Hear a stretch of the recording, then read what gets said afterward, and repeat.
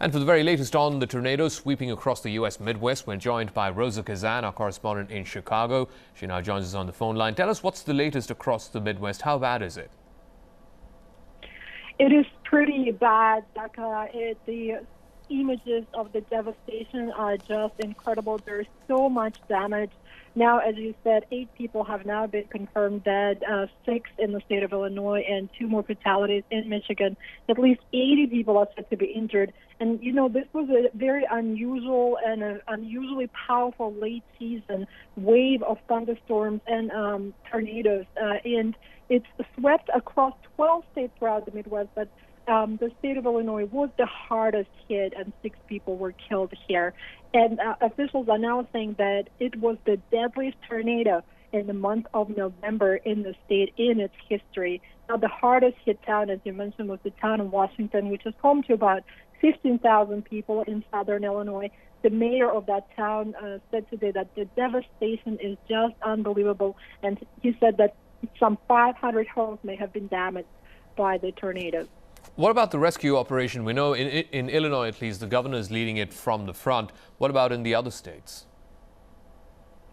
Right. Well, as we know, of course, the worst was experienced here in Illinois, and that's where a lot of the news, a lot of the rescue efforts are happening. 7 counties in the state have been declared disaster areas.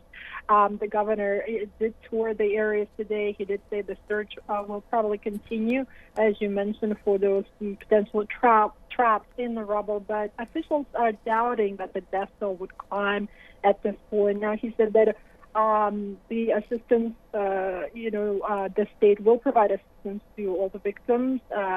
He said we're all in this together, and he's calling on people to kind of document all the damage and all the losses that they've experienced. President Obama called Governor of Illinois, Pat Quinn, on Monday and said that Illinois, could count on whatever the state needs, count on federal help in dealing with the aftermath of this disaster. And, the power lines are down in many places.